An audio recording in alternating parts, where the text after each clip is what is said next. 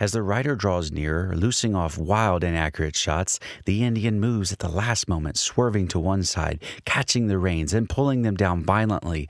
The horse's head snaps to the side, a terrifying scream spouting from its foaming mouth. The rider lashes out with the revolver, now obviously empty, but like his shooting, this is ill-judged, and the Indian grapples with his arm and swings him around in the saddle.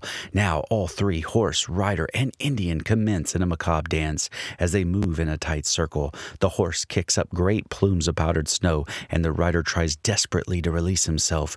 The Indian manages at last to pull the rider from the horse, which, off balance and terrified, keels over. The Indian leaps backwards to avoid the maelstrom of human and animal limbs as both crash into the dirt. The hapless rider, caught beneath the bulk of his mount, struggles frantically. The Indian moves nimbly, the knife appearing from nowhere in his hand. The stricken rider holds out a palm, his voice when he speaks brittle with fear. "Please," he says. "Please, no." But the Indian ignores the man's desperate pleas. Swift and decisive, he plunges the heavy blade into the rider's flesh, slicing through his throat. An eruption of thick black blood follows. But if this is to be the end, then everyone is wrong. From out of the white frosted air more riders appear, galloping forward, whooping with rage, guns drawn. Their shots go wide, but as they draw closer, it will not be long before the decreasing range will result in the Indian being hit. Reuben, who crouches low, locks his eyes on the unsettling scene enacting before him. He is torn between intervening and remaining as an impassive observer. The story of these Indians, the horrors they have perpetrated, run through his mind. But something, the injustice of what he sees, causes him to react.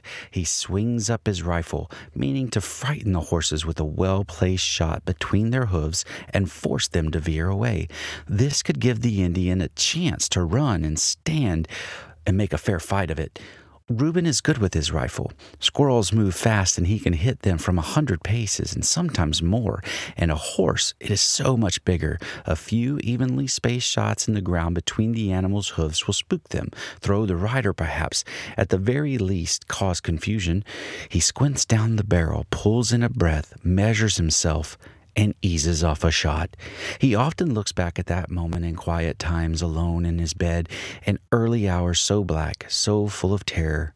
He relives every detail as if he were there again, and each time the horror never diminishes. The first shot hits the ground inches ahead of the lead horse, exactly as he hopes. The horse screams, rears up, and throws the rider clean out of the saddle. Reuben does not need to check to know that the man hits the ground head first with such force that his neck breaks.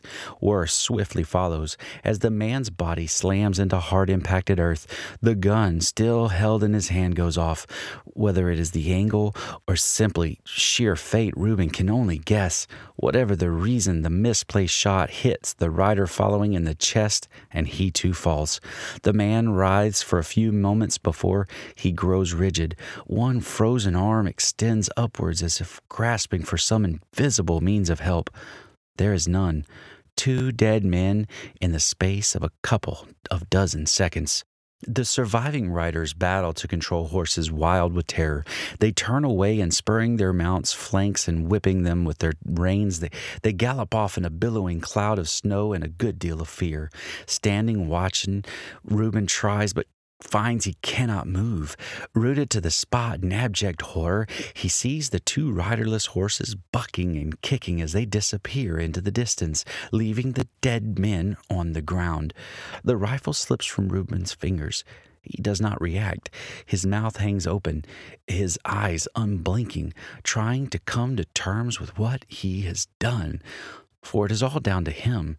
His responsibility, his blind stupidity in arriving at a plan so ill thought out, it could only ever result in disaster. He wishes he could run, but he has no strength. And then something unheard and unseen presses against his back. A strong hand grips him under the chin as another holds a heavy-bladed knife against his throat. Reuben feels his stomach lurch. It is the Indian. He has sneaked up behind him and is now about to kill him. All strength leaves Reuben's legs, and he buckles. But the man's hand slips from his throat's grip and grips him under his armpit and holds him up. Pressing against his ear, a thickly accented voice says, Don't fate on me, boy.